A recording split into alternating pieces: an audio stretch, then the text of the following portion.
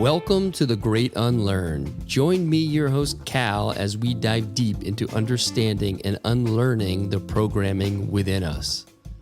Let's uncover your inner truth for a life with newfound purpose and freedom. Get ready to question it all in The Great Unlearn.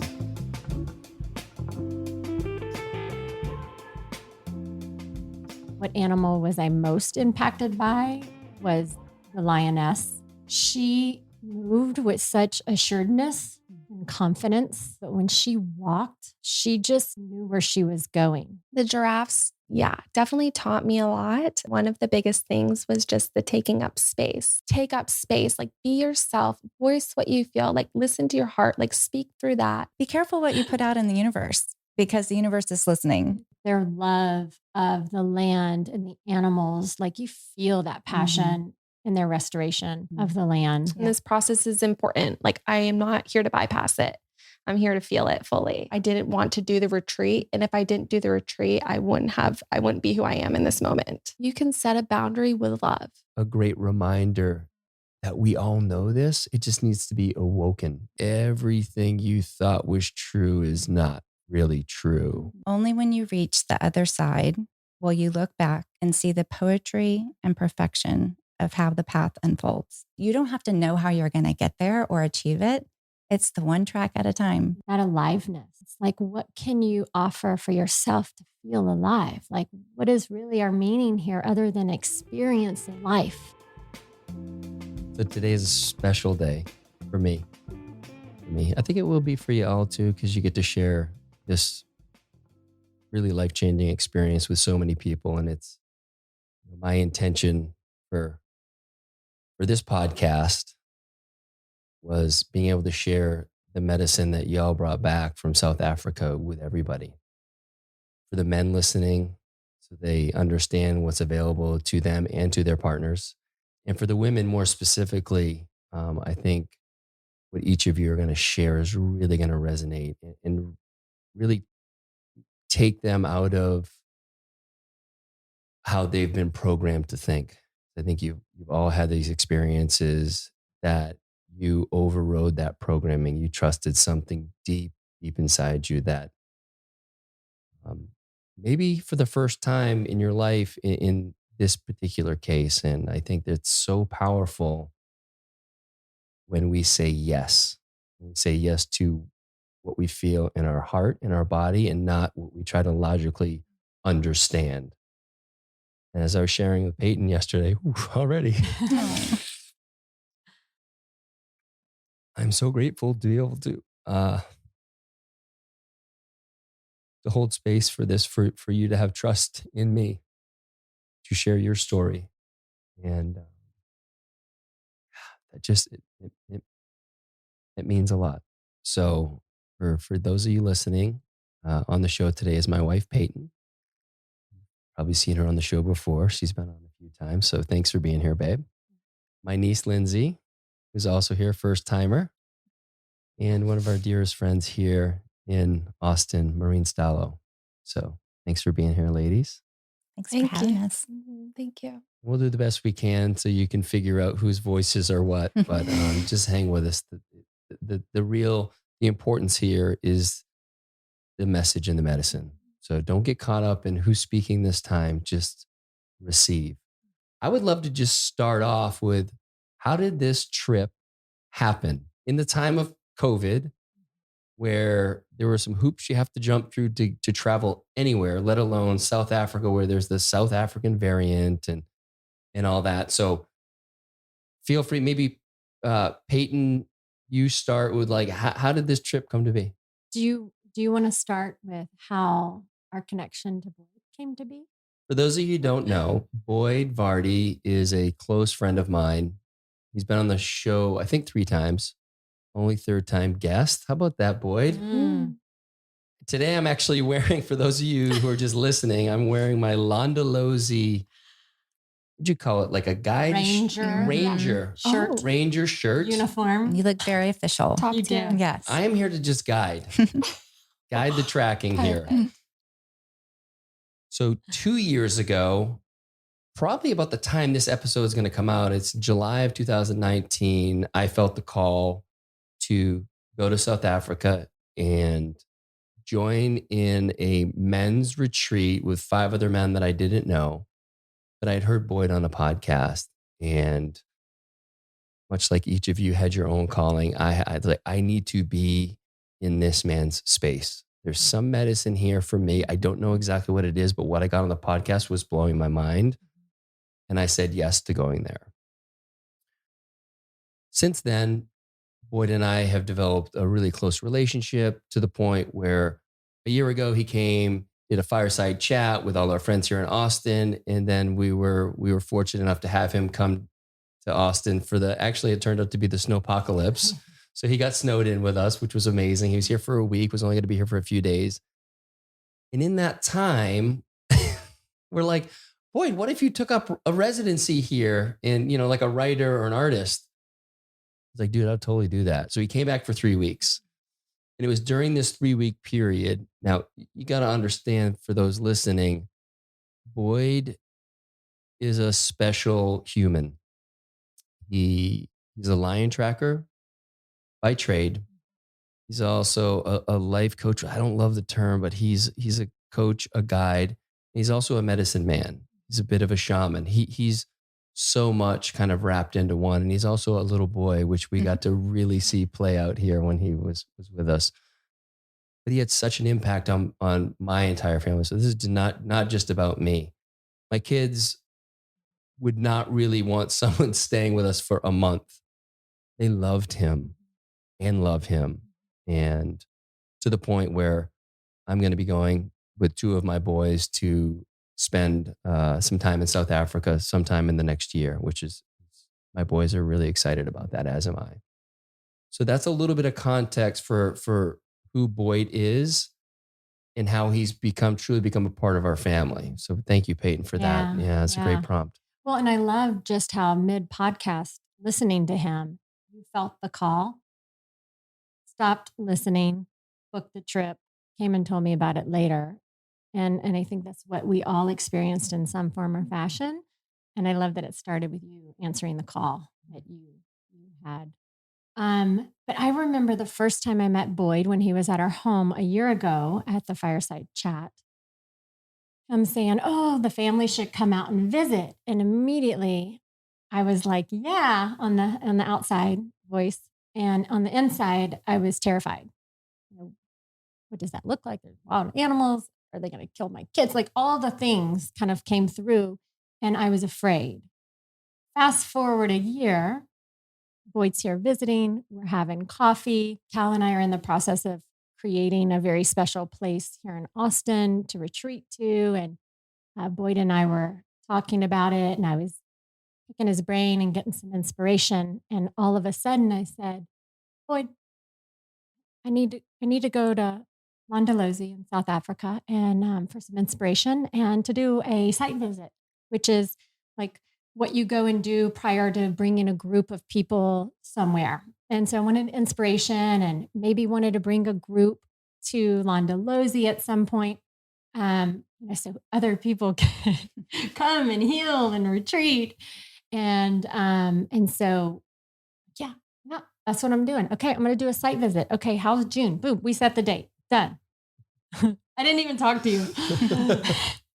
And then about 30 minutes later, my dear friend Maureen came in to see actually one of Boyd's bracelets that inspired us to create something that we're in the midst of working together on. And so she was literally coming, because Boyd can't take it off, to see a bracelet that he had on his wrist. I'm like, okay, Boyd's here.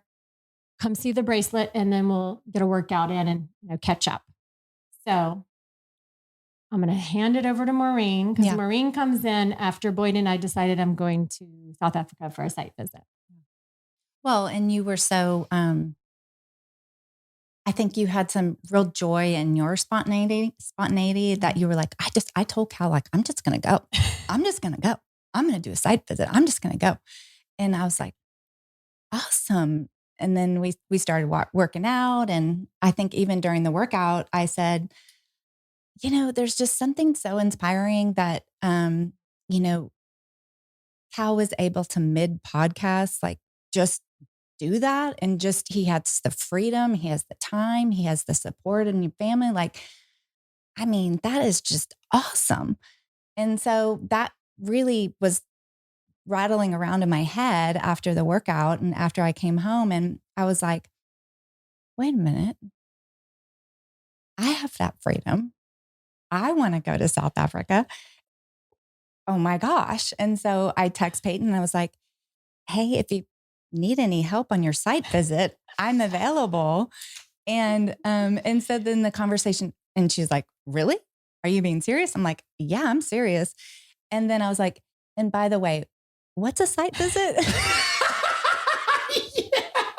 I had no idea what I was helping, but I was in, and I was like, this is awesome. But then an interesting thing happened. And I think for a lot of women, this is how it happens sometimes, is that my husband was away. And so I didn't get to experience and share that, this transformational, like, I'm doing this. So I started talking myself out of it. And I'm like, I can't do that. Like, I don't want to give up that week's worth of time before Sawyer goes to college. And, oh, it's going to be too expensive. And, oh, there's no way that I can do that. And so I talked myself out of it in between, the time we talked about it and the kind of like the planning process. And then when Ted came home, we're sitting outside and I was like, oh, this really cool thing happened. And, Peyton's going to go to South Africa. And I said I would go and that I wanted to go. And then I realized I couldn't do that. And he looked at me like dead in the eyes and was like, oh, you're so doing that. And I was like, what? Oh my gosh. Like, of course he said that. I mean, of course he was supportive and wanted me to share in the experience. But that moment of letting the doubt creep in and the I'm not worthy,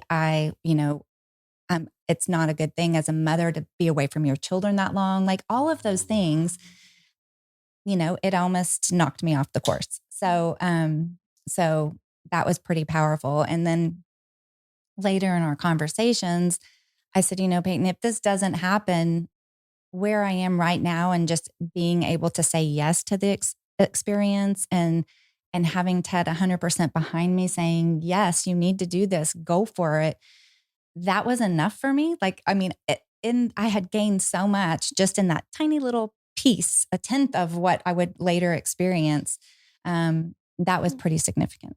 That's beautiful. Thank you. That's such a beautiful share. And just to really land it for people, I know Ted really well, and something I posted recently about being your beloved's biggest fan. And if there's anyone who's his beloved's biggest fan, it's Ted. And so I told Peyton that, she had shared that you had a little bit of tension around going and, Ted wasn't home. And I go, that's not a question. Right. Like he is whatever, no price too much for you to have that experience. And so I've loved to be a part of this transformation that you've been going through and just to see him light up talking about how inspired he is by the work that you've been doing on yourself. And thank you.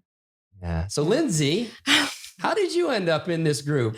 Okay. So now we have a duo going to South Africa and I feel like I was there when you got the text. Did you get I got the text at the island? You were in the kitchen with me and I was a little stunned by the text and I read it out loud. Maureen's text to me that she would come with me to help. And I read it out loud and I go, like I could feel that this was different. I'm like, she's serious. Said that. I go, you're like, this is different. She's serious. She really wants to go. And then all of a sudden Lindsay goes, well, I want to go. So I don't know what came in you, but as I said it out loud, you sitting there, something sparked in you. So, yeah. I feel like Boyd was walking by as you were reading that too. And he was like, this one, I was like, permission. And so I was like, yes. But it was such an easy yes. And I just don't know. And I want to just for everybody so they're clear. So Lindsay lives here in Austin. spends a lot of time with us. So she spent a ton of time in Boyd's energy. So she knows Boyd really well as well. So it wasn't kind of out of the blue. Yeah. And there was a moment, maybe like the day before or 2 days before, where I was sitting outside in one of the lounge chairs and he was taking a break from work and he came over and it's like, you know what? I'm just like really such a whatever. Okay. So I was like, I'm just really craving a trip somewhere, you know, like just like kind of breaking my current pattern. And like, yeah, I just, you know, not to Maine, like not to my typical places, but just somewhere like new and adventurous. And he was like, you're always welcome in South Africa. And I was like, yeah, like, sure. Yes. Sounds great. Bye. Like thought gone. And so then when that happened, I was like, well, Peyton's going, Maureen's going. I love them. I trust them. I trust Boyd. Like it wasn't even like a thought because it was a feeling for me. So that's such an incredible feeling to have where there was literally no feelings involved. Like no, like what if? It was just a simple yes. And I'm going.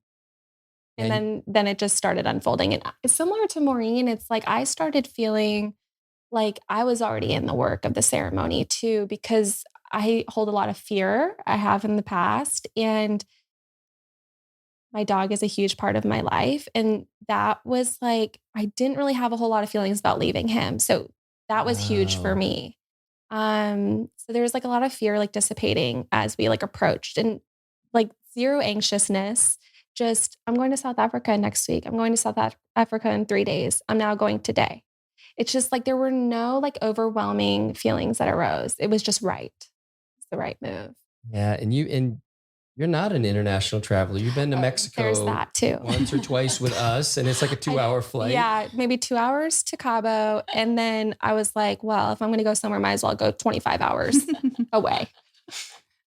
But it just like nothing like came up in that realm. It was just like, I'm going. There's something special for me in this and I'm going. And that was interesting too, because later when, you know, we connected again about details and stuff and Peyton said, and Lindsay is going to come too. And I was like, oh, I know. I already saw her there. She already saw it. I knew you were coming. Yeah. Like it hadn't been spoken, but in my mind, I'd already seen you there. Yeah. So that's a woman's intuition. Yeah. That's cool. Yeah. Yeah. We were already together. It's like we had like created the group already. Yeah.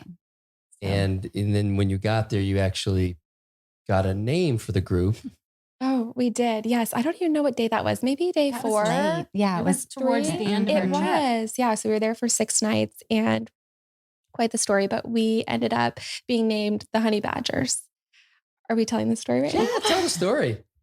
Okay. So let's just say it's like night 4 because that feels right. And I think it was 5. Okay. We'll say 5. Night 5. Mm-hmm.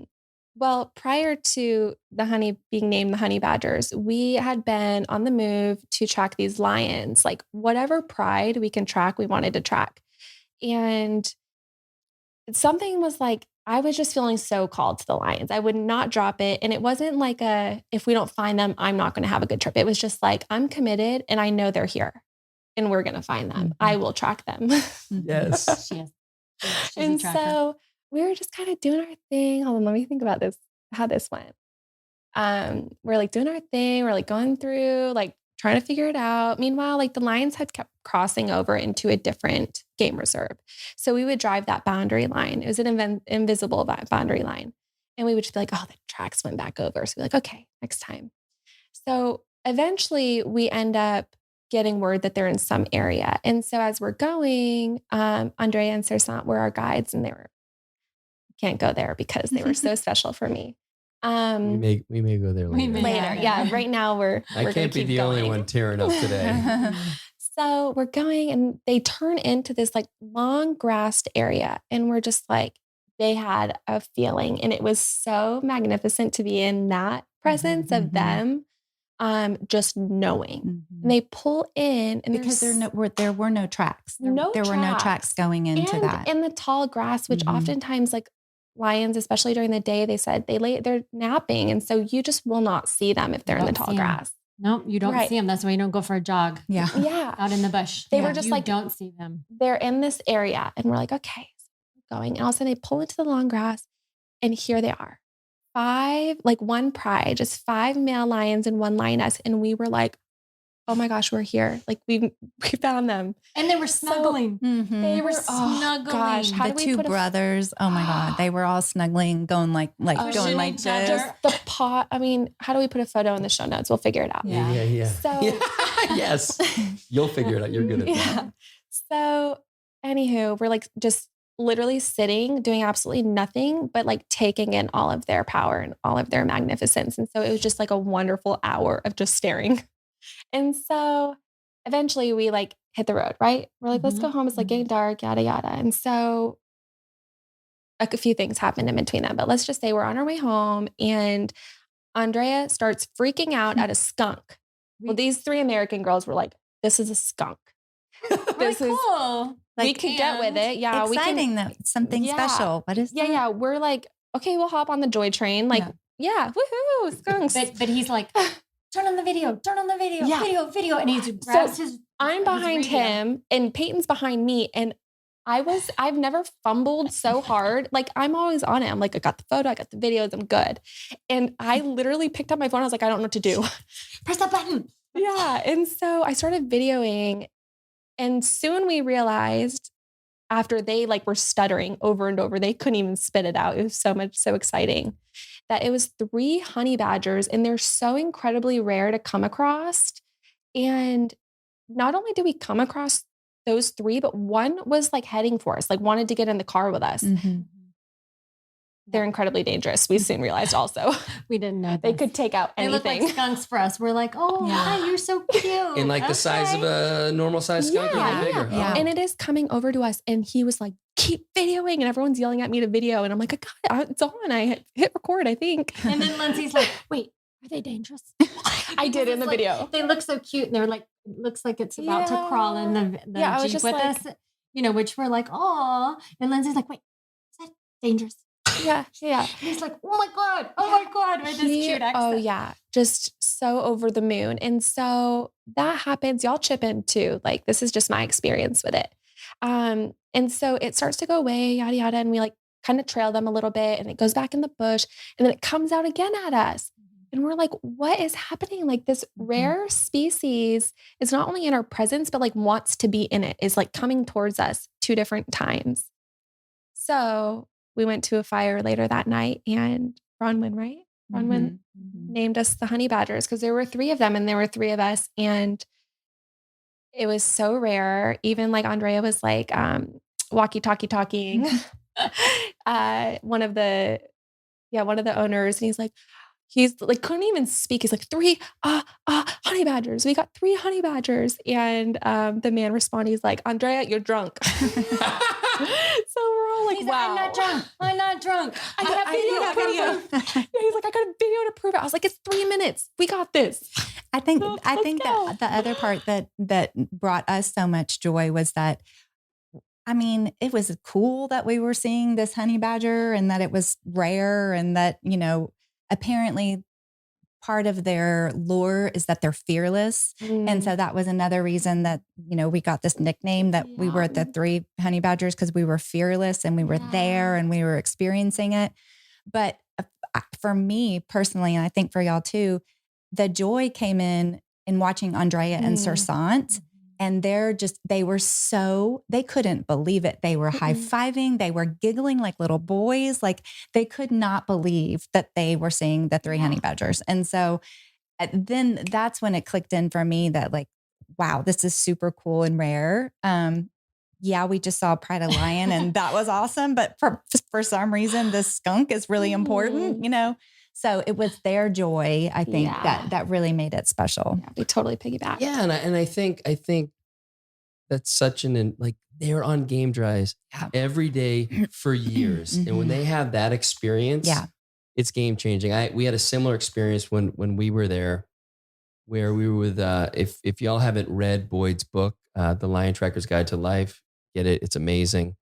But he references his 2 tracking brothers, Rainius and Alex. And so they were with us on the retreat. And they've been together for 20 years.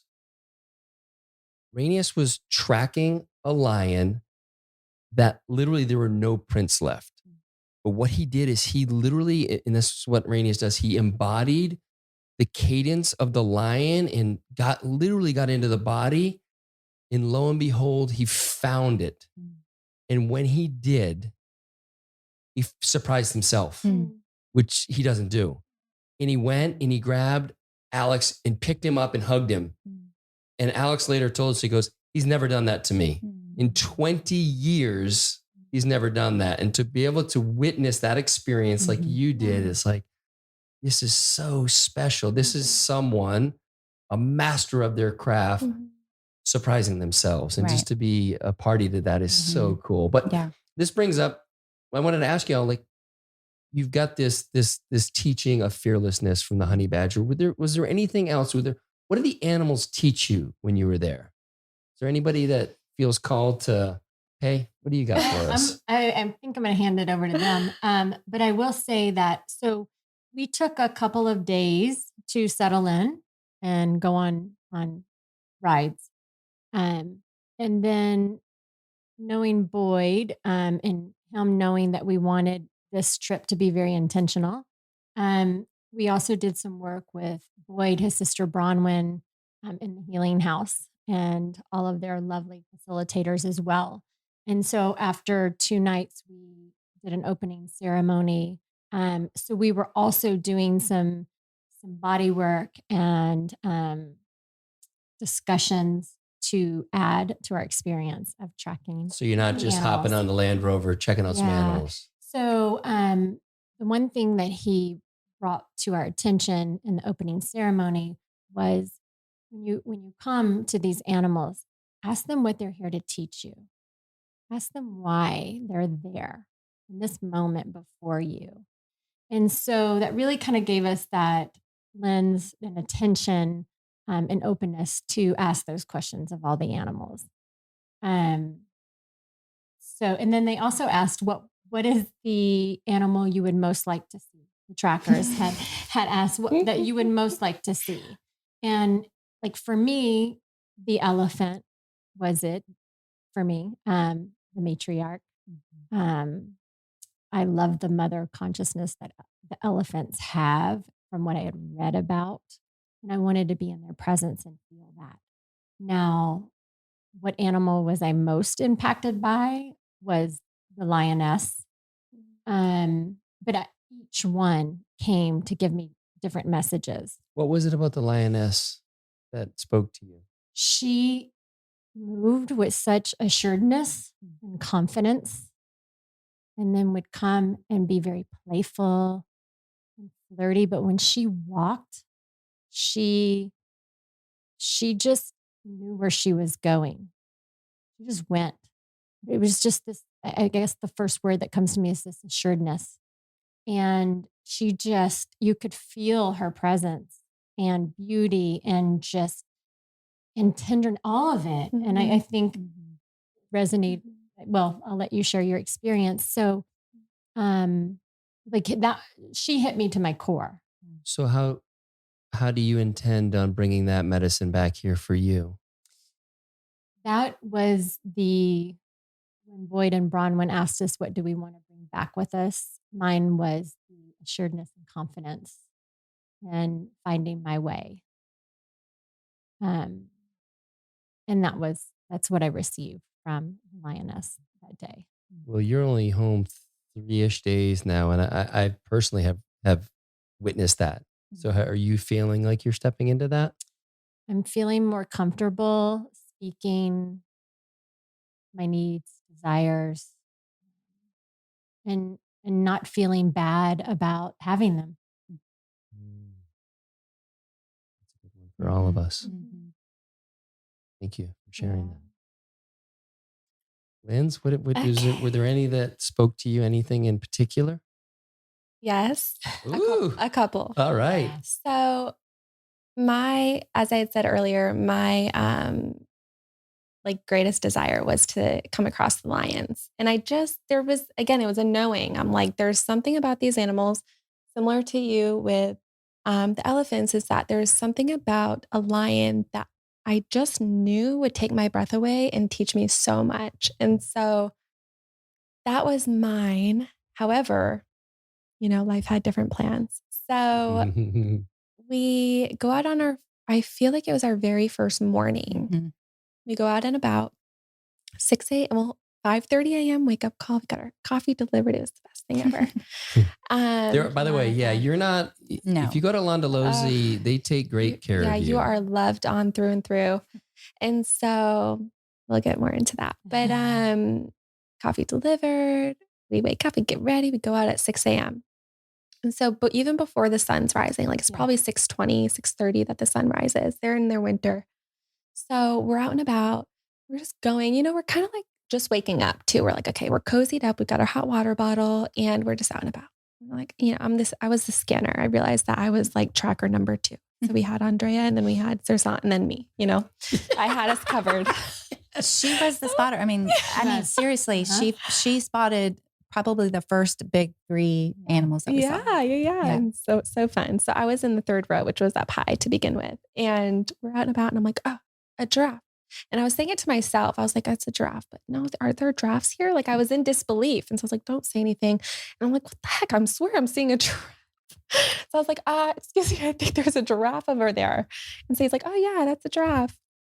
And so we go over and I'm like, oh, interesting. So we take it in, yada, yada. And then we go back to camp and we're just like resting for like 30 minutes. I grab the binoculars and where you're staying on the reserve, like you are amongst all the animals, like the lions can walk up to your place. The hyenas can come to your place. Like the elephants are right out back. And so I picked up the binoculars and I was looking out back, like amongst the pool. And I swear I see a giraffe. And it was like the furthest horizon. Like there's like the horizon, and then the furthest away. And I'm like, gosh, I know my eyesight's good, but that's far. And sure enough, it was like, I saw the long neck and then I wouldn't see the long neck. So I'm like, it's not a tree because what's happening is it's going down to eat. So confirmed. And then before we went, so about 45 minutes later, I'm like, I'm going to see if I still see it. And I was going to scan and it was like, it's like in the movies when they're like doing something and all of a sudden the person's right there. I was like, oh my God, it's closer. So we get in the car and I'm like, okay, I got some serious giraffe medicine coming my way because it's literally like there, here. You can't really ignore it at this point. And so we go out. This is when we came across, oh my gosh. Yes. We go out to the car and I'm like, there are lots of giraffes happening over there. So we go to find them and we come across probably 15, 20 giraffes in one open space. And so we get out. Sorry, this is long-winded. No, I love it. We get out because of a number of different conditions. Yes. Very mindfully. Yeah.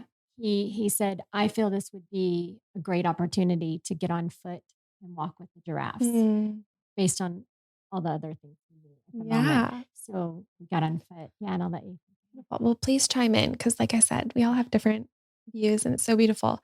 But we get on foot and we just like go and be in their presence without any barriers. Like we're not in the safety of a car. Like we're just there. We're on the same ground that they're on. We're so close to them and we're just taking it all in. And there's babies and there's mothers, there's fathers, like it's everything. And they're just existing and being large and in charge on their own. So to wrap up the giraffe and tell them about when they were.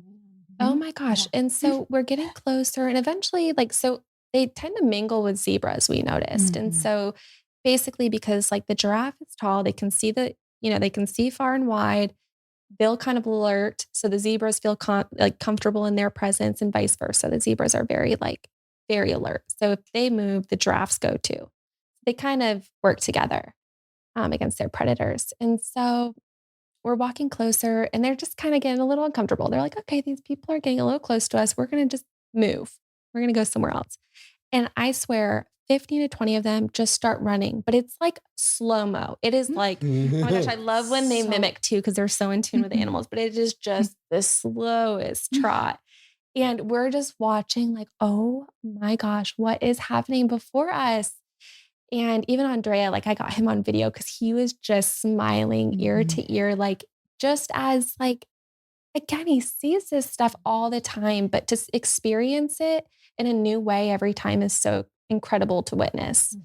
And so that was even a lesson on its own. But the giraffes, yeah, definitely taught me a lot. One of the biggest things was just the taking up space. So they're huge. They're like the largest animal, the tallest animal. And so for them to, they just like are like, here, I'm here. This is my space. And just to like kind of embody that. And there's something magical too about the way that they can see so far, the bigger picture.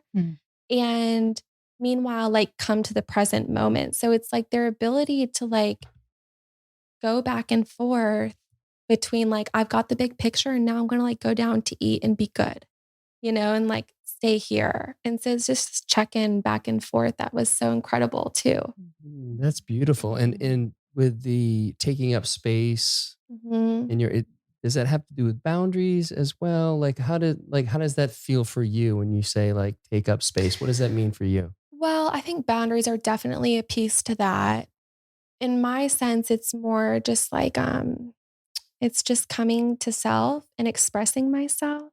And I have been challenged by that in the past few years. So to like receive that message, let them send me that message was super powerful. And honestly, just the fact that I'm sitting here today, like I'm blowing my own mind. And Awesome. so it's sitting here, not only just sitting here, but just sitting here comfortably. I'm like, I'm becoming, like, this is it. And so, gosh, there's so much to unpack on this from this trip. That feels like the littlest to unpack. So that's, oh, wow. funny. That's what we call a little teaser, folks. So all the animals taught me so much, but the giraffe was definitely like, it wanted to start my trip with that. Yeah. It was like, become this, like take up space, like be yourself, voice what you feel, like listen to your heart, like speak through that. And so, not being afraid to do that. And so I just feel like I'm going to leave it at that because I could go down the whole list of animals, even to the impala that were everywhere. Yeah, right. Impala. Okay, go ahead, Maureen. Yeah, Mo, what about you? Well, there's a couple. I really wanted to see the elephant. Same with Peyton. Just their sense of loyalty, their sense of loyalty is a big thing for me, and that if they'll stay by an injured one of their herd until they pass, and just they're just beautiful animals for being so big and powerful. They really are just so tender and sweet. And so elephant was one for sure. Lions, just because they were lions, and it was just you had to see a lion. Couple funny things. We were talking about this that night, and talking about what we wanted to see. And for some reason, I just expressed like, hey, I really don't care if I see a buffalo. Like, it is not on my radar. I really could care less if we see the buffalo, which came out kind of like, I don't know. Out of nowhere. And so it was just this ended up being this funny joke. Guess who was the only one that didn't see a buffalo? Yep. Oh gosh. These two saw the buffalo. I did not see the buffalo. How did that happen? Yes. I was actually That's getting amazing. a treatment, and so outside of her treatment room stood two buffalo. Yeah. And I'm like, okay, this animal's here to teach her something. Yeah. And what it taught me was be careful what you put out in the universe, because the universe is listening. And so guess who didn't see the buffalo? Hell, wow. Hell yeah. And Isn't that crazy? And you probably came out less than 10 minutes later. Yeah. And we could never find them. Like we thought they were going to be up further. It's not like they're running around either. Yeah. They're grazing. Yeah. So that was really impactful and just like, okay, you just watch your words, really be intentional about what you put out there. But then a couple other animals that were just really significant for me. One is a surprise, and that's the hyena. And I realized I have a lot of my judgment and feelings about the animals come from the Lion King. And just like how ridiculous that I have taken this depiction and made it reality. Well, what other reference do you have? I know. And so, but what I loved is that, the hyena is just being a hyena. It doesn't know. It's just being a hyena. Like their job is to be the scavengers and to be the cleanup and to, they're just being a hyena. And so they're not mean. It's just their job. And so that was really significant for me. So we came across a family of hyenas with just cutest cubs that literally came up to the car and wanted to get in with us again. They were just right at the car, precious. And so that was significant. And then the other one, sorry, it's like there's so many. There's so many. Yeah. No apologies. But was the leopard, and we saw a mama leopard the second night maybe, and then we found the mom and a dad and a cub, and watching their interaction was so awesome. So the dad had obviously just captured and gotten an impala. And so we were kind of around on the other focal point, and all you could see were these impala legs, like up in the air. Like Peyton said it was like something out of Fargo, all you saw were these legs, and it looked like almost like a mannequin, they were stiff. And I was like, oh my God, like he is just devouring, So we were able to move the car around. So you had a better vision of him just chowing down on this. You could hear it, the bones. It was like, you could hear it cracking the bones and stuff. But the cub was hilarious because he would kind of try to maneuver out on the limb and then like try to stick his paw down, and he would stick his paw down and get a little too close. And the dad was like, and he was like, oh, and then he would retreat, and then he'd try a different direction. And then he was like trying to lick just a little bit. And every time the dad would just like, he would put him in his place, and it's like, it's not your time yet. And then, so when he was done, he covered up the impala with sand. And then it was the mom's turn, and the mom was eating. And then baby cub was like, oh, I got this. Like the mama's going to let me in on this one. And so sure enough, he's sneaking up there, same thing. The mom was like, it's not your turn yet. And so that was just, I don't know, just to get to witness all of that was just really cool. Really, really cool. So, I think my biggest takeaway was like, what do you put out in the universe? Like really be careful because it's listening. So that was my biggest takeaway, but surprised about the hyena, and then just really loved watching the leopards. So I love the little part about the leopard too. We're coming in on the Jeep, and the mom's watching the cub, and the cub goes and climbs the tree, which was really cool to see because it's like learning, right? And it gets up, and then all of a sudden it's mom, Jeep, and cub, and I got a little nervous, like, is mom gonna come? Yeah. But mom just trusted. Mom trusted her cub. Like, that cub knows what to do. You got this, buddy. And that was really cool to see. Yeah, it was. She was so poised in watching, like, got this, buddy. Yeah. Good.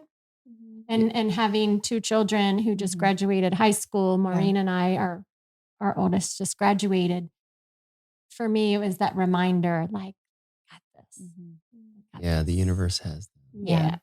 Your hyena story really resonates with me. When I was there, we were in this practice, kind of set into a meditation.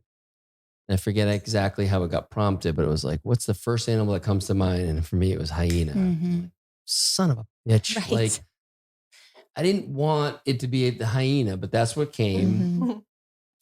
And as I started to work with it more and just understanding what a badass the hyena is at its size, how they work together. Number 2 on the food chain. Think about that. After the lion. Yeah. And their coat, they are beautiful. The coat was way more just, I don't know. I imagine it to be scruffy or something, but it was really beautiful. And the architecture of their den. The architecture. Like, look how beautiful they styled their den. The front door was gorgeous. Like, Architectural Digest needs to come look at this. Like, it really was. Yeah, it was so pretty. So anyway, that just blew me away. So same, like, I'm like, why am I so drawn to the hyena? Wanting it to be something else, but I really was moved by them. And they came so close to us so many times, like with, again, such confidence. These animals just, embody such confidence. And we had a few encounters where they just walked by us and they would look up at us, keep walking. It was just like, and we just didn't really feel like that, like, oh shit feeling. We were just like, wow, look at it. So powerful. Like we just took it in. We're just going to take this in. And we also had Andrea, one of the trackers, who, remind me if I get this incorrect, but he would say this. He would say, not to worry, just enjoy. Yeah. Don't worry. I would always, we had this thing where I would be like, all right, Andrea, what's this like? Like the lion, lion's coming kind of close, but not in like a, I'm scared way. I'm just like, is this normal? Like, first time here, you're good. The 411 here. Yeah. What's the 411? He'd be like, please don't worry, just enjoy. And so I'm like, God, that's one to live by for sure. He just wanted us to soak it in. He's like, we're so close to them, just enjoy it. That's the beauty of being on that land. Yeah. And so I want to talk about Africa. What is it that is unique about being there? It's obviously not here. So what is it when you step on that land that makes it unique? Stillness. Stillness and the vastness. Yeah. And I felt too, like, as a comparative, how like Arizona is kind of mystical, like Tucson and, all those, Sedona, has a mystical feeling. That was really present at Landalosi. Like you could just feel that the land was telling you something. And so that part was really cool. In the Vardy family, they've done so much to restore and protect the land. You feel that. You feel like the love and effort they've put into it to protect these beautiful animals, to protect this ancient way of life. So, with their love of the land and the animals, like you feel that passion in their restoration of the land. Yeah. And I, in Boyd's book, he talks about it, but the whole intention when they were trying to figure out, when his dad and his uncle were trying to figure out what to do with the land, because it was inherited by, when their father passed away and they didn't know what to do with it, and everybody told them to sell it. They didn't want to sell it, but they were struggling because it was overrun with just, it was out of kind of good, struggling with the words. But Mr. Vardy was 17 years old. It was rough shape. Well, right. They were 15 and 17-year-old boys. Yeah. And so what they did, a guy came in, he said, you need to partner with the land. So we don't need to do anything except what does the land want in all these different areas and just support that. And it sounds like you feel all of that. Like you're there, you're welcome there. Doesn't feel like your world. For me, it didn't feel like my world. It felt like I was stepping into their world, even though it's our world. And I think maybe that's part of the shift when you really feel connected to all, is you feel like it's your world too. But when I was there, I definitely felt that they've done such an amazing job, the animals, of being who they are and accepting us being there, that you get to witness them in their natural state. That's what came up for me too. Sorry. But when you were saying like this, it was definitely the stillness, a lot of that. And just what you were kind of saying is like having that respect for their land and just watching them move throughout, and like the trust that they had, the safety that they felt, the security, like you kind of become one with them in that sense, where it's like, I understand it like not feeling like your land, because you're not going for a walk down the road unless the Land Cruiser is following you. But there was that aspect of just having respect for them. And in doing that, you were able to learn so much. I was able to learn so much from them. And the trackers are so respectful that if they see the animals getting irritated by your presence, they leave. They're like, this is their land, and we're going to respect it. Giving them their path. Like we would move, like they they're so in tune with these animals that they're like, this is the elephant's path. We're going to move back like a foot to let it walk right in front of us. Like just moments like that where we're like, they would move like an inch, but they knew that that's all that elephant needed to move through feeling comfortable. So just attuning to these animals, becoming a part of their world. Tell me about the silent game drives. Maureen, what was that like to go?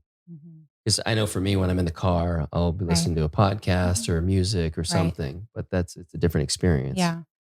And interesting that you say that because, first ride, I'm like, oh, this would be we need a playlist, I mean, bringing that kind of American noise to the situation. It was like, oh yeah, God, that bow could have really put together. I mean, that's what I'm thinking. And then second day, it's just like the stillness and the quiet was actually, I have realized how much I was craving that, as busy as we are and just, we fill our time with noise. And so I think there was just so much power in that. And,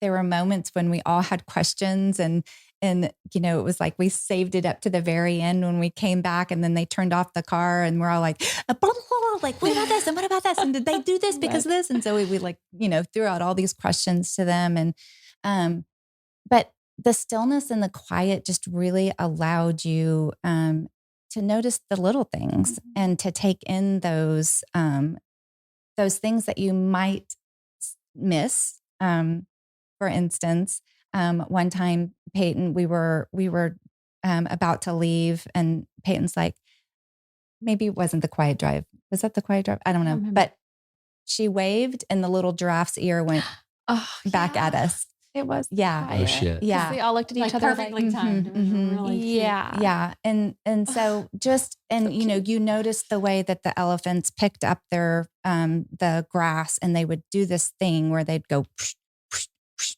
psh, and then they'd put it in their mouths.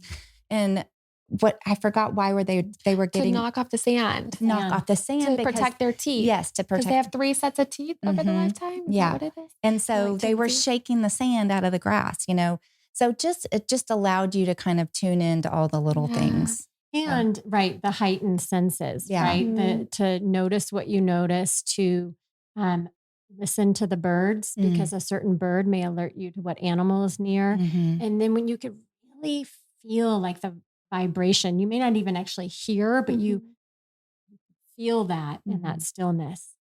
And so much of like just your senses being so heightened in that quiet time. Yeah. I want to hear some more magical moments. I'll dive in. Yeah. So what was very interesting to me, so we had gone on a few game drives and we sat in circle. Boyd and Bronwyn and a couple of other incredible facilitators, Beej and Amanda, and they were checking in with us. And I said, well, I am having a bit of a hard time because for me, it was really hard for me not to get out of the Jeep and go walk. I would want to go here. I want to go there. So for me, in my past, when things get stressful or when I get pressed, I run. And the woods have always been a safe haven for me. So like as a child, when things felt too much, go to the woods, go for a walk, go out in the woods, climb a tree. Like that was my coping strategy for years. I'm a runner. Go. And all of a sudden, what used to be safe for me is not safe. Talk about a pattern interrupt. So I'm like, shit, now what do? I can't just go. Like I can't run. Like this is not safe. So I was feeling this, like this, like I'm wanting to go out and go here and I can't. I'm wanting to go run and process or do whatever. And I can't. And I had to sit with it. And Bronwyn gave me a mantra. She said, sit with it, sit with it. So all those feelings as they're arising, I just want you to sit with it. So for me, that was huge. And I felt that immediately. So this is kind of what I dove into. And one day we had an opportunity to track with Boyd. And we're on foot, which is, it changes the game. When you're out of the Jeep, which the animals know is safe, and you're on foot, different, changes the ball game, apparently. You're back in the food chain. Yes. And so we're on foot. We have Boyd and Andrea and Sersant. And Boyd says, do not run. If you run, I cannot help you. And I'm just like, oh, geez. Like if I run, I cannot help myself. I can't sit with it. I can't process what I'm feeling. Like, yeah. So that was huge for me. Huge. How can I, even yesterday, something came up and I was back home and I wanted just to go. I'm going to go here. I'm going to go be outside. And I stopped myself. Just sit with it, sit with it, sit with it, talk it out, process, don't run. So for me, that was probably the biggest lesson that the land at London had to teach me. Beautiful. Damn it. Oh my God. Coping strategies are just shot right You're like, now. I had that one locked in. That was so good. I was so good at that one. And wow, I'm almost 47 years old. And what a gift. Awesome. How about you, Lenz? What just That like question for me, I'm like, what's coming this? up? What like a magical, like something where you're just like, you had these ideas about what a trip to South Africa would be, and it's never what you think because you have no context for it. So you're there and you're just like blown away by something. It was just a magic that happened, unfolded in front of you, and you were able to be with it. Well, as I had said earlier, my theme was to take up space, and to take up space means being myself, which I have suppressed for a long time. Who knows how long, really? Like, could be my whole life. But it's appearing in different ways as I grow through my different seasons. So right now it has felt, or before it has felt, like constricting who I am and like not saying what is coming to mind out of fear of sounding, or out of fear of it being unimportant or disrupting the pattern that's going on before me. Like, so just kind of keeping everything to myself and just not expressing, or like avoiding events because that felt like too much. But it's like, why did it feel like too much? Like, what was I was like fearing being myself and like what that would come across like, and which I'm pretty fucking awesome. So I'm like, Yes! what the hell? What has happened? So, Yes, you are. stepping into this because it feels right. And so gosh, that's such a loaded question. I'm like, Go wherever there's you so want much. with it. So because that was a theme for me, and an intention that I had set was just like to like find my footing and like be there fully, express myself fully, like step into my potential and like all of that. And I'm on my journey right now too. So I am like, this is part of what's in my stars right now for me is like stepping into this. And this process is important. Like I am not here to bypass it. I'm here to feel it fully. And so the sit with it, the end of the sit with it quote says, okay, I'll read it. I brought it. yeah, let's, because that's what just came to mind to me. Nice. Bronwyn. Yeah. The last line. Sit with it. Sit with it. Sit with it. Sit with it. Even though you want to run, even when it's heavy and difficult, even though you're not quite sure of the way through, healing happens by feeling. So that's where I am right now. So it, to be there and have that intention was such a big deal for me because I don't just make intentions. Like I don't say what I think people will want me to say. I actually just won't say anything at all. So to create that intention for myself was like, I was ready to take that on and to dive into like the parts of me that were feeling stuck to like move through that. And so we did a few different modalities, like Peyton had said, with body work. And the first one that I had was we did the sound frequency with the biophony machine. And so a lot of fear and resistance came up for me at the beginning of that. And so, mind you, this whole retreat idea, I was completely resistant and fearful of. The retreat part of it, Yes. not the game drives. So No, I feel like this is created like a mini important. retreat for us. It Yeah, is. And then, yeah. so again, at lunch, something just came out of your mouth, kind of like About the cold plunge? that and your resistance retreat. part. Okay. Yeah, Yeah. So go they were into- meeting with us on our first day. Like, so we're going to start diving into the retreat now. And I'm sitting there like, oh, shit. You're like, we're a Frick. couple days in. I was like, maybe they forgot. And we just Right. get to do the fun shit all I'm the like, time. I literally said that. I Yeah. just want it to be light. I Mhm. want to have fun. I'm And on vacation. I am nervous Mhm. that it's going to pull me into this like the work. I don't want to go Mhm. to the work. And Mhm. so I voiced what was on my heart, and that was really important for me in my process. And they were very clear. We're not pulling you into something dark.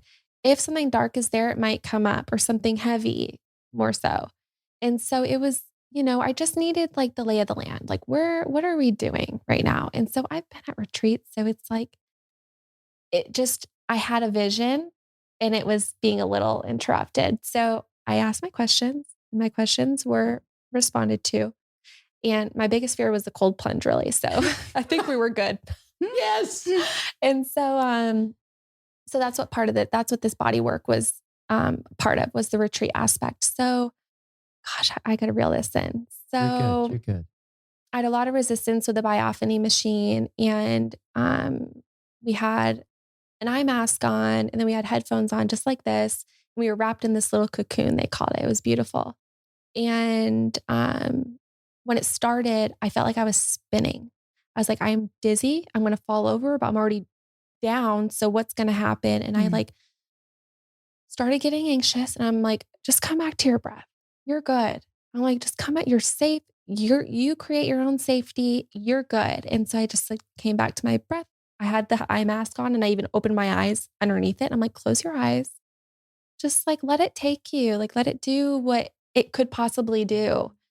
And so that was honestly like, I had so many breakthroughs, but even just like staying in that moment, it was sound. It was the sound of a beautiful brook streaming with water. But for me to feel so much resistance around that was like, whoa, What's your middle name? Brooke. Yeah. And that was like the most beautiful part of it for me. I felt so serene. And so I feel like that was a huge moment for me, because I was a lot in my head. And then after, she's like, we're going to get you in your body. And so that's kind of where I'm going with it, is that they realized and attuned to me that I spend a lot of time in my head, and spending a lot of time in my head doesn't allow or make space for me to be, because I'm analyzing my every move, my every sentence, my every what's next. And so the focus there was to get me in my body moving forward. And that was the game changer for me, was to like feel it all. It's so much deeper, but then moving forward, it's like we had our silent drives, and we we're out and about, and it's just like to be able to like use those modalities to open us up and to feel everything so much more deeply, which it makes me chuckle now, because I didn't want to do the retreat. And if I didn't do the retreat, I wouldn't be who I am in this moment. There's so much more. It's so hard to Talk about feeling in your body. Do you mind sharing what happened when the elephant came, when you were sitting on the my top row of the gosh. Jeep, and the elephant, we were on a silent drive? Oh, yeah, it was wild. So that was after our opening ceremony, because we were all kind of like, okay, we set our intentions. That was quite emotional to like speak that into existence. So we head out on our very first silent drive, because we had 2 days of just sinking in, is what they like to say. And so we head out on our silent drive. We're like 45 seconds out, like very soon. And was that our first elephant encounter? I don't think so. No. It wasn't? Yeah. Okay, we saw them the day Yeah, before. we did. Or that morning. Okay. Yeah. So we're heading out and there's an elephant. I think it's like a bull male. Do they call them bulls? Elephant? I think so. It's a male elephant. And so, just really taking up his space and he's over there in the bush. So we just park on the road. And then as he's starting to come over, we're like, oh, we're kind of in his path. We're going to back up on the ridge a little bit. And it comes over, and I'm on the third row. Like, again, there's no one behind me. So it's like, it's just me. And it comes over and it's walking and it turns its head to us and it goes, and it like flares its ears out. And my whole body, like I had the most intense visceral reaction where I saw what I saw and I felt what I felt and I turned around and I had the biggest ugly cry face. It was like it released something from me. It was like, what more do you need? Look at me taking up space. It was like, look at this. And so I cried the whole trip. Yeah. We were just cruising around and I would tear up like, oh my God, I think it just dissipated something in me. Like, I think it gave and I received and we're good. So it's like it was such a crazy experience of it just like, oh, I was like, oh my gosh. And, I feel like if I reached, I could have touched it. Like it was, It was right behind you. it Right was behind you. like Yeah. if its trunk went out, it would have touched Yeah, me. we're in an open air Jeep. Yeah. There's no roof, windows, anything. So yeah, that's a good point. So hopefully that wasn't too much of a tangent, but No. And then you had a lot of clarity on that drive after that. Yeah. So it released that. And then you had some I really did. clear moments after that. Yeah. So- Yeah. Some things popped up in my biophony. And was that the same day? That's one of the things that they talk about is that you lose track time of warp. time. It's a time warp. I Yeah. mean, with the time change and then we're up at 5 and, we 2 drives a day. So you really kind of lose track of what day is it. Time, And day, you're week, so month. present. You're Mhm. so present So with present. what you're doing Mhm. that, it just, There's Yeah. no tracking of that. Yeah. Mm-hmm. And I loved when I talked to you when you got back, Mm-hmm. and not that you're big on Instagram or anything like that, but it's a perfect Instagram moment to get these pictures. And you just said, No. I was not called at all to No. post anything, do anything. It was my Text anyone. ceremony. Yeah. Yeah, and it still is. And it's these photos and videos that I took are so special to me because they're part of my transformation. And so I'm holding them so close because I'm like, these are mine and that's it. And so for me to even honor that, it's just such a different space than I've ever been in. And, receiving texts from my friends checking in, I'm so grateful that they remember that I was returning right now. And at the same time, like I didn't want to respond. And then I'm like, you can set a boundary with love. Thank you so much for thinking of me and reaching out. I'm taking the next few days to myself, unplugged. And it has felt so good. So good to like not explain myself, to not, just to honor where I'm at. And knowing that Yeah.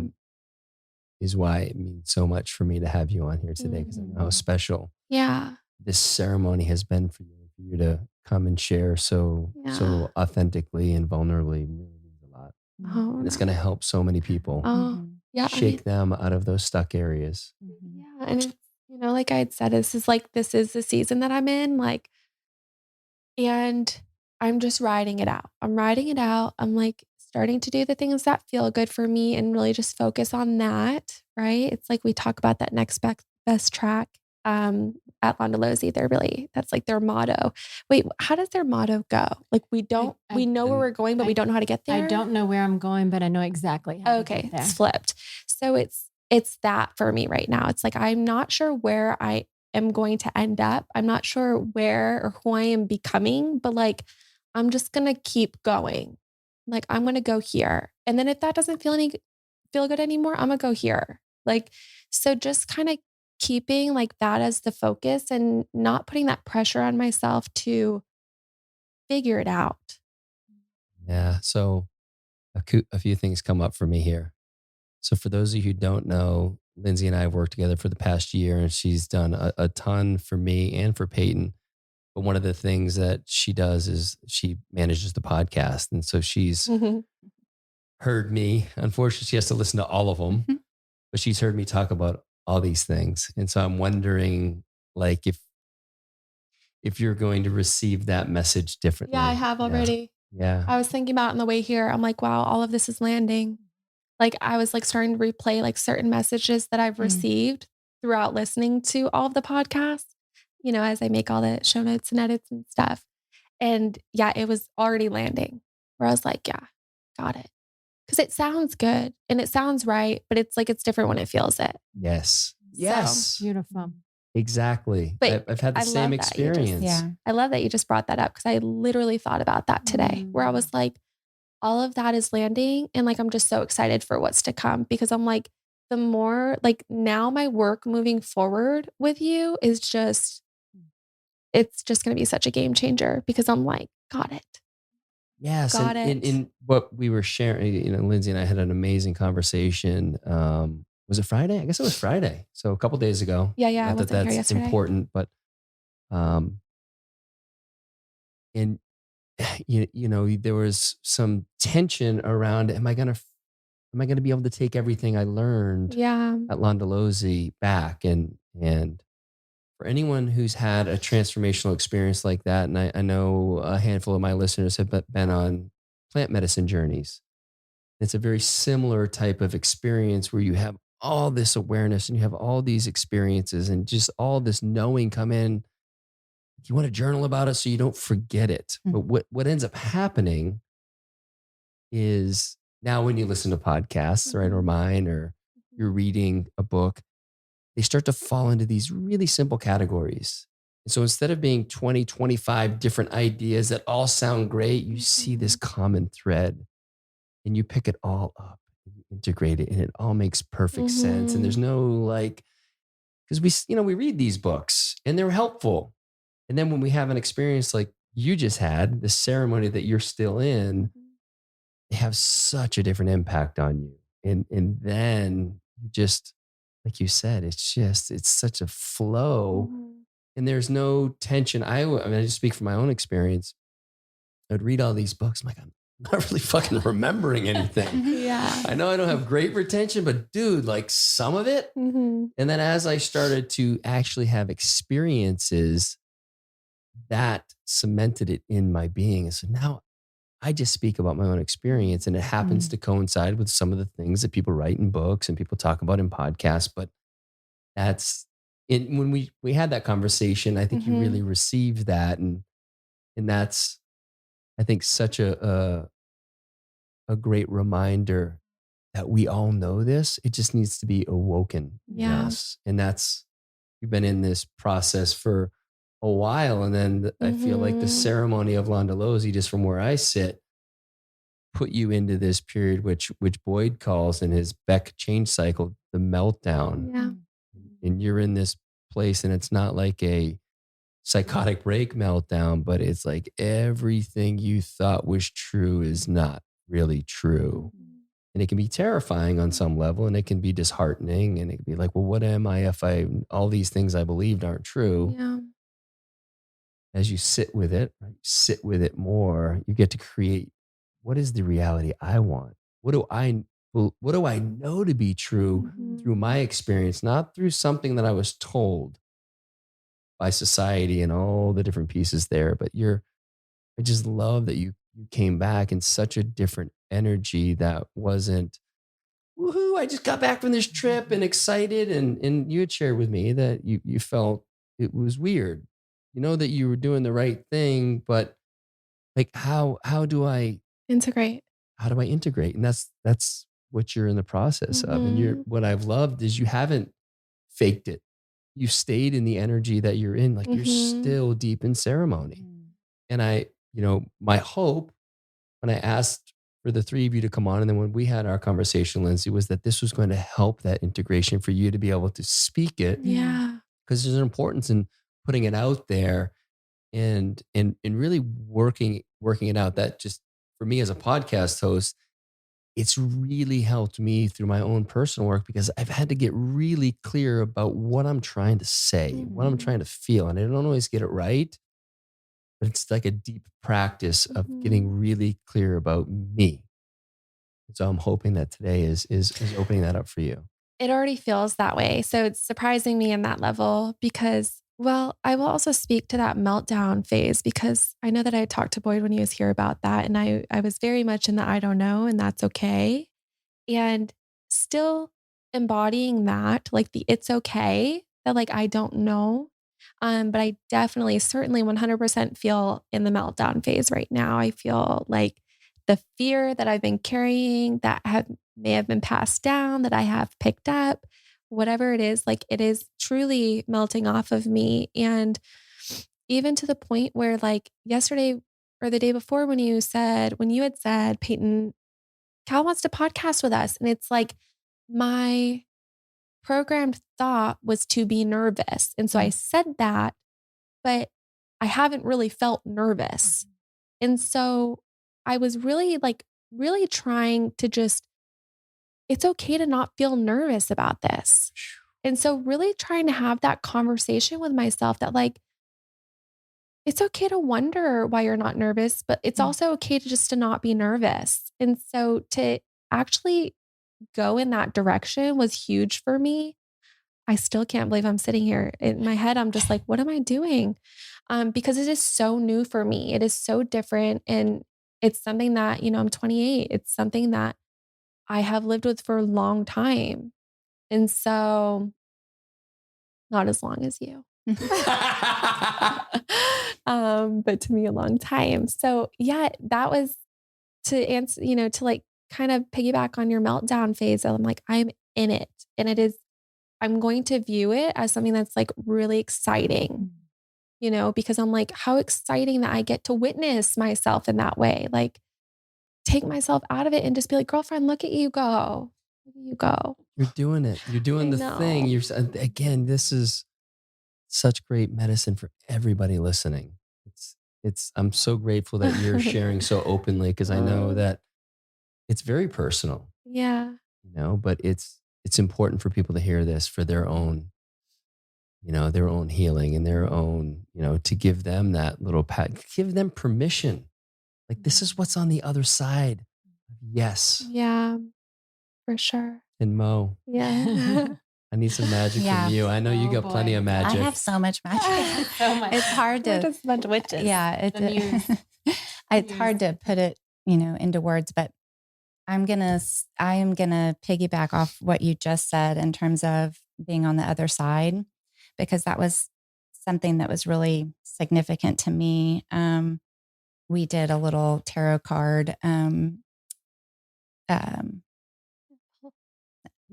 I don't know what you call it, ceremony or whatever. And we all pulled our things and I received the fairy wren.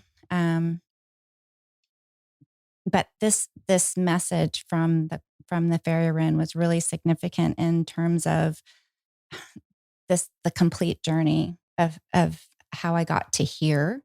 And so I just want to share it. Only when you reach the other side will you look back and see the poetry and perfection of how the path unfolds. And when I sit with that and I follow the journey and the path to here, it's super, it's a little bit overwhelming. Like it really, truly is just a little bit much to put into words. And for me, it started 8 years ago. It started 8 years ago when I listened to myself and I had the confidence to do something scary. And it was a dream and it was a goal and it was something that I would rather do and fail than look back when I was old and say, I always wanted to do that, but I didn't. And so about 8 years ago was when I opened Redbird. And tell people what Redbird is. It was a women's boutique here in Austin that was a lot of fun and a lot, successful. And I met so many people that came into my life for a reason. And I was one of them. Yes. And I have often said that Peyton is one of the biggest gifts of Redbird. And so without taking that step into the unknown, without trusting myself that I didn't know what the hell I was doing, but I knew I could figure it out. I would never have met Peyton. And so, just the way that our friendship has kind of just the flow of it, it hasn't been, intense. We haven't had to do everything together. It's just kind of on this underlying knowing that we've got each other and that we're connected in this way. And so just really a beautiful in that.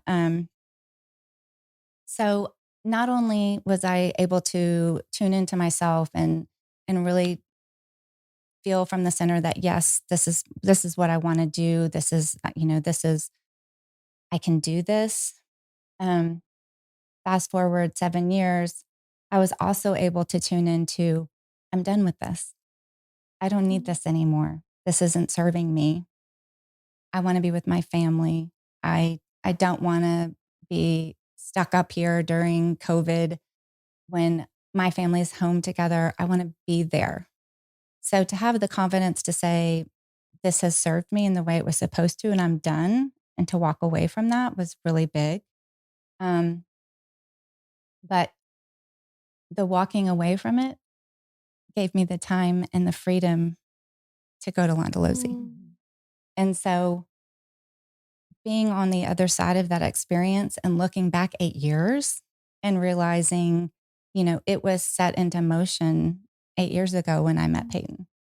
And so that is just so magical to me. And, I'm just really grateful to have the awareness that it was already written, and that to just be able to be in it and to take the next step, to follow the next track, to listen to myself.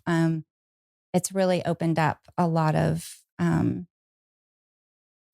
knowing about myself that I was suppressing, that I really kind of, I would always be like, that can't be. Like I didn't really see that in my mind before it happened, or all of the things that Landalosi has kind of brought to the surface for me. I'm just grateful for, and to be on that other side of that path and being able to look back, it's pretty spectacular. So that's beautiful. Yeah. And I wonder, as you go forward, is there something like, where do you feel like there's been a shift for you since you've been home? Mm-hmm. Where, again, back to you saying yes to this trip, but not without Right. trying to tuck yourself out of it. Mm-hmm. Have you felt that resistance melt completely away, a little bit away? Is there been anything that's happened in the last couple of days where you're just like, fuck it, I'm doing that? Or I'm not doing that? Mm-hmm. Not necessarily in that way, but really just being present with conversation and really responding based on, my center and my knowing, and kind of, helping the flow of the conversation to get the most out of it for everyone. And so just really kind of, I don't know, sitting with that and letting all of that soak in has been really, really powerful. And one of the other things that it said in that message was, dream big, but don't think big, but don't think too long. And that, yeah. And that has been really significant to me, because I mean, I can overthink like a sport. I mean, like I can make it the biggest game plan, and I'm going to win at overthinking, And so that really has landed with me, because when I overthink, that's when the anxiety and the worry and the chatter and the noise that doesn't serve anybody. So, that's another thing, is just kind of, have those big dreams. You don't have to know how you're going to get there or achieve it. It's the one track at a time. Yes, that's so beautiful. And you're just talking about when you get that response in your body, following it, and not getting caught in that. It is the chattering mind, whatever you want to call it.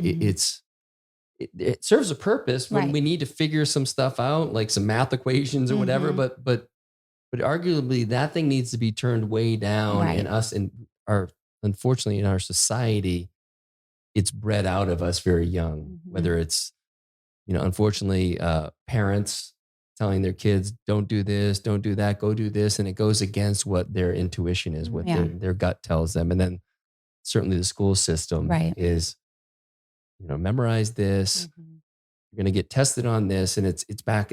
There's not that curiosity. And when we get curious about what do I really want and what do I really not want and start to act on that. And then, as you said, you look back at that path and what it took to get you to where you are. It's like, holy shit. Yeah. Magical. Yeah. Really magical. So what do you all say to someone? Give us like a little, I want to spend just a few minutes here because I know you each have such strong emotions about the people at Landalosi. And so I want to make space for you to just shower them. And like, this is the Landalosi sales pitch. Like, this is like, by the way, if you haven't decided to go by now, you maybe will never go. But let's talk a little bit about the people. And so, Peyton, you've had a little breather over there. So let's hear what you have to say.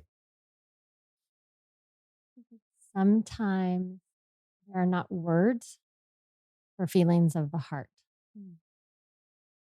And that became very apparent to me being in company with the beautiful family at Landalosi.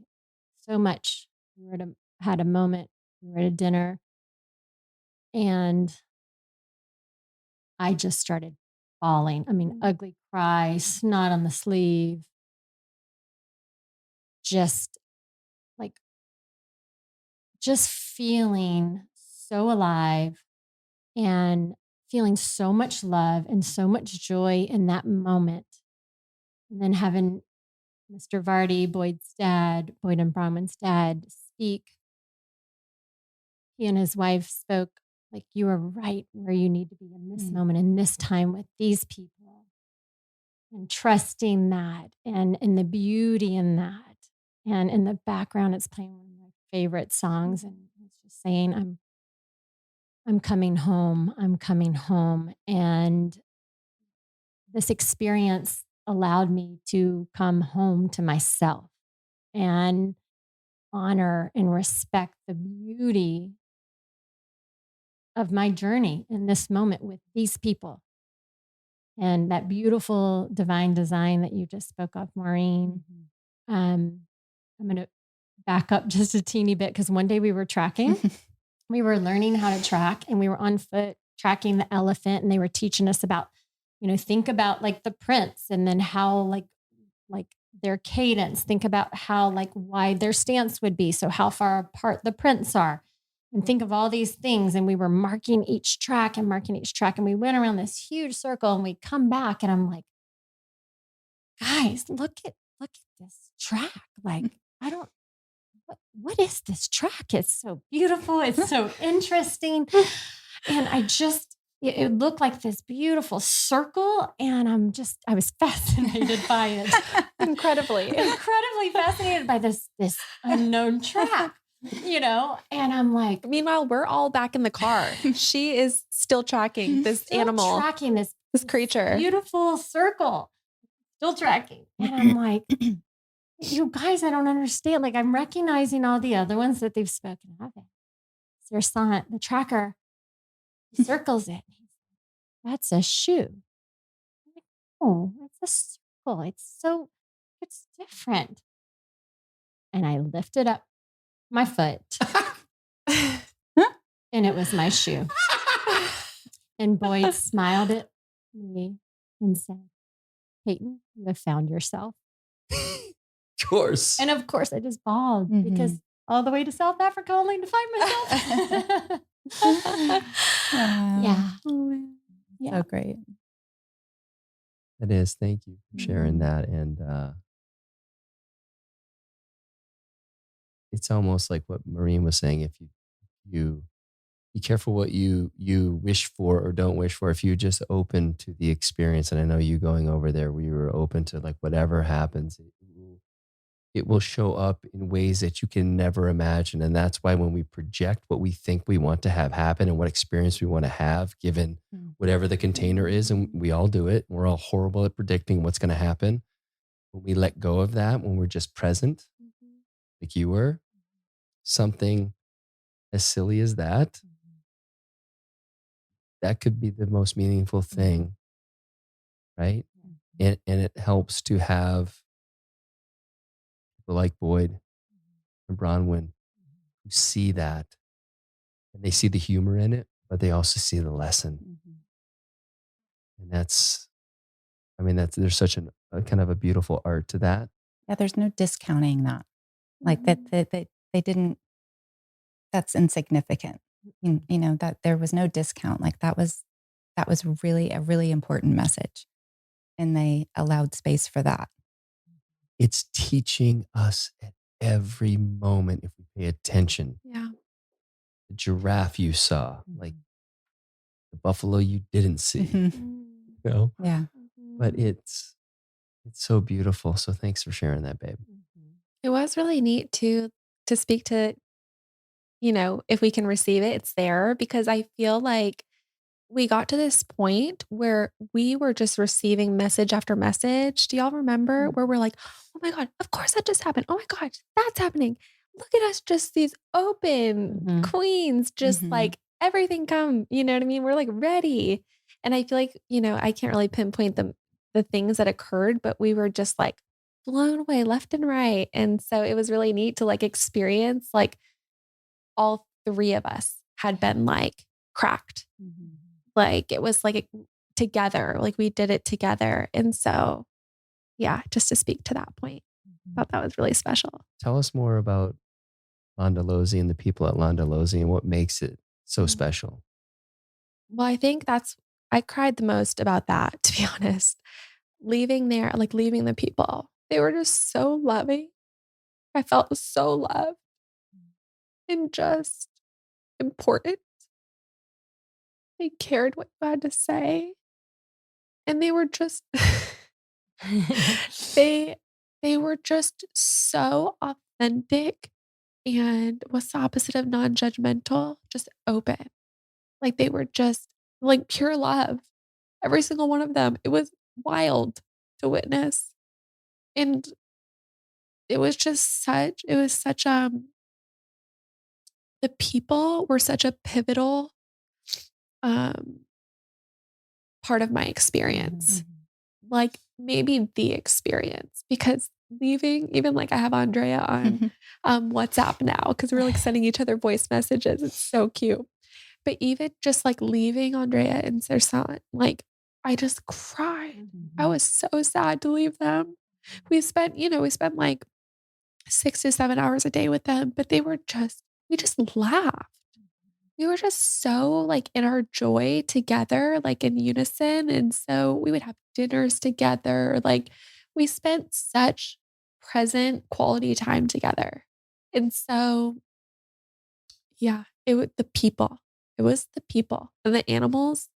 It was like the food chain. It was like the people and then the animals and then the land. Like, you know, it was just, they make up Londolozi.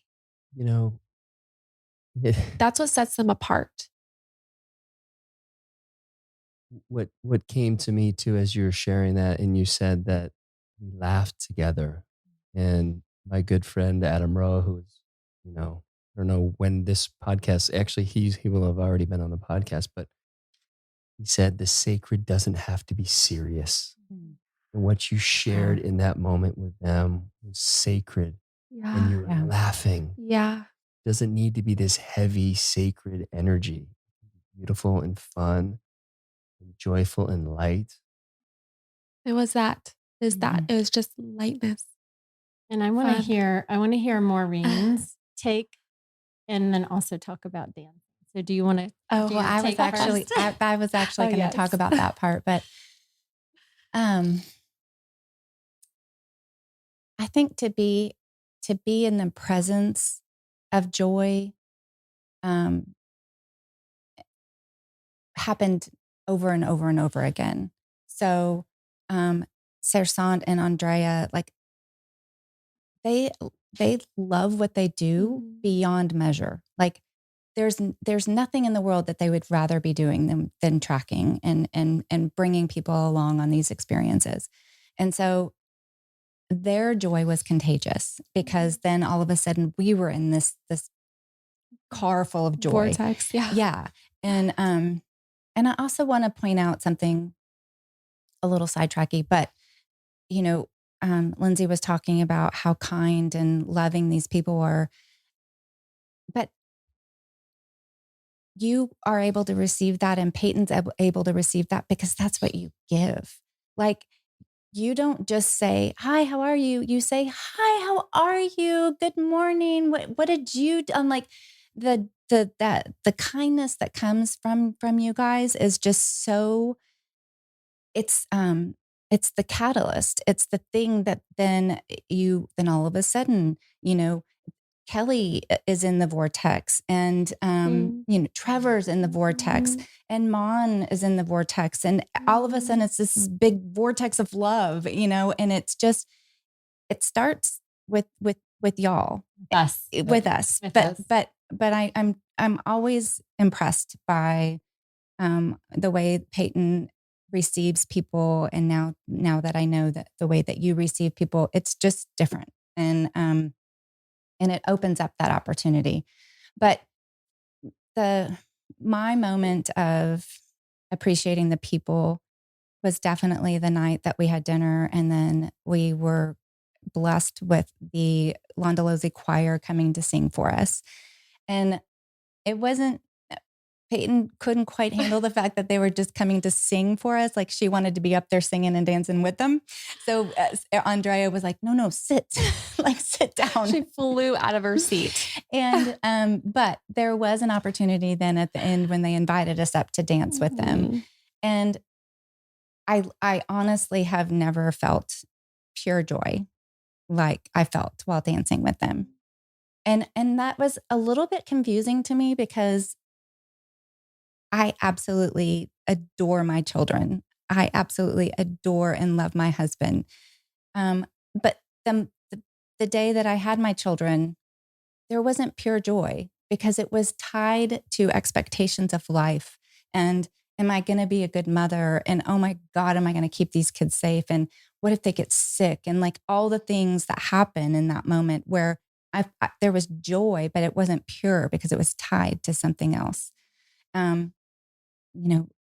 Our wedding day, like, oh my gosh, am I going to be able to be a good wife? And, forever's a long time. And, all of those things that come into your mind that knock you off that path of pure joy, that did not exist in that moment, because all there was dancing and laughter and the vibration of the drums. And I literally, like, my heart felt like it was going to explode.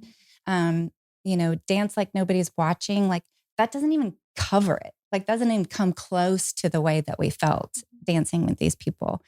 And that was just, it wasn't a performance. Like, they were truly giving us that because they wanted to share that with us. And so it just is really emotional when you get to be in the vortex of love and of people sharing their joys. So thank you. And I love that you brought up that it's a co-creation of that space. And there's a saying, if you spot it, you got it. So everything that you just shared, Lindsay, is something that you have inside you. So that's beautiful. I'd love, in closing here. Oh, we have so much more to share. What's 10-hour podcast? What? This is a 3-part. You didn't know? We're a little over 140 in. We can go a little bit longer. But I'm giggling because I often tell Cal, I'm like, really, maybe consider like keeping the podcast like a little briefer. Now we know. You see? Yeah. Not easy. No, it's not. You start going down rabbit holes. Might have to have a little reunion at some point. Yeah. I love that. We'll call it that. Okay. Perfect. How about this? The question is, what's on the other side of yes? And maybe it's not the trip that you just took, but for the people listening today, for their partners who aren't listening, but hopefully will be listening. What is on the other side of yes on their Londolozy? What awaits them if they answer that call? I'll go. Perfect. So what came up for me when I said yes was, like I said, it felt like a no-brainer. It felt like a feeling that I was just like it was my heart was like, yes, no thoughts about it. We're going. And I think what I feel like came up for me was possibility.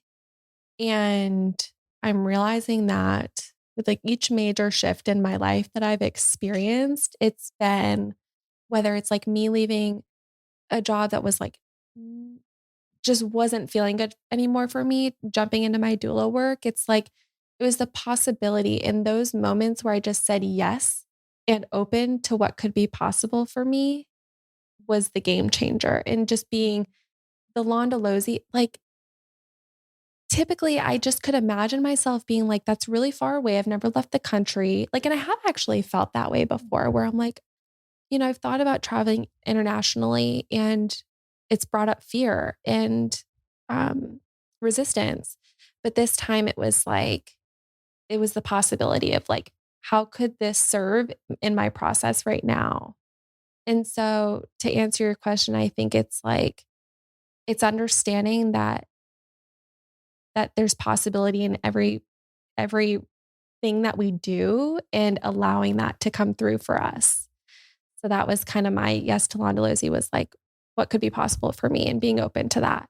Hence like the retreat, the resistance, and like what could be possible. Like I kind of kept coming back to that.